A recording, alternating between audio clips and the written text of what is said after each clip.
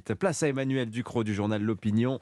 Emmanuel, décision rare hier, le tribunal de Dijon a condamné 6 faucheurs volontaires pour destruction du bien d'autrui. C'est une décision symbolique importante. Qu'est-ce qui leur était reproché à ces faucheurs volontaires? Eh bien, les 6 faucheurs volontaires, comme ces activistes anti-OGM se baptisent eux-mêmes, avaient saccagé en 2017 5 hectares de colza en Côte d'Or, une parcelle expérimentale semée pour étudier les propriétés d'une variété qui est résistante aux herbicides.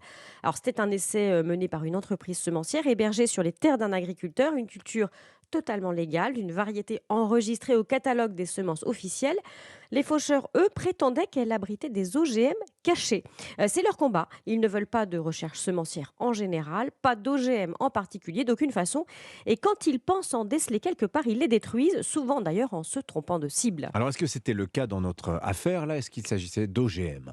Ouais, c'est leur interprétation, hein. Le colza en question est une variété qui a été obtenue il y a longtemps déjà, plus de 20 ans, bien avant l'invention des OGM et qui est cultivée comme d'autres sans aucun problème. Alors, je vais devoir faire un petit peu de technique, hein, je suis désolée. Elle est issue d'une technique de mutagénèse aléatoire. En gros, on a poussé son génome à muter.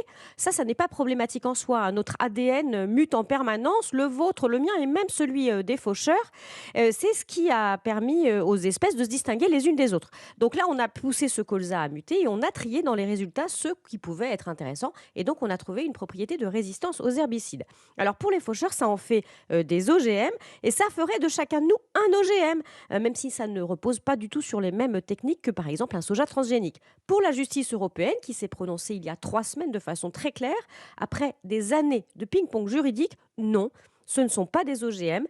Ces plantes n'ont d'ailleurs pas à être réglementées comme des OGM, comme les faucheurs le voudraient. Et alors, pourquoi la condamnation de Dijon est-elle si importante, Emmanuel? Alors d'abord, c'est une condamnation assez symbolique, hein, des peines d'amende avec sursis et des dommages et intérêts. Mais jusqu'ici, la justice fermait les yeux sur les destructions de cultures et de programmes de recherche. Elle avait du mal à entrer, hein, dans les considérations scientifiques OGM, pas OGM, et elle classait tout ça en invoquant un état de nécessité. C'est assez curieux, hein. Elle actait le fait que les faucheurs se fassent justice eux-mêmes, motivés par la peur, et c'était l'impunité la plus totale. Ah, l'impunité, vraiment.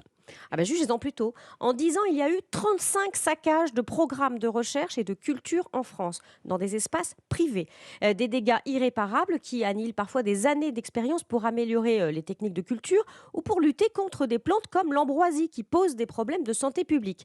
Pourtant, seulement 13 enquêtes ont été lancées, la plupart abandonnées immédiatement, 6 procès entamés, la plupart classés, une seule condamnation avant celle-ci à des dommages et intérêts qui n'ont jamais été versés. C'était en 2016.